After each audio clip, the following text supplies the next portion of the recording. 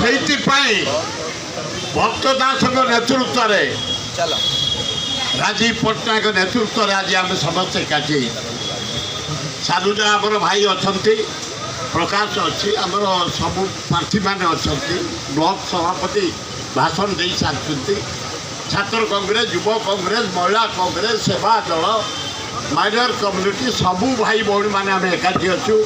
ଖାଲି ଭକ୍ତବାବୁ କହିଦେଉଛୁ, ଭକ୍ତବାବୁ ଆପଣ ଯେଉଁପରି ଭାବେ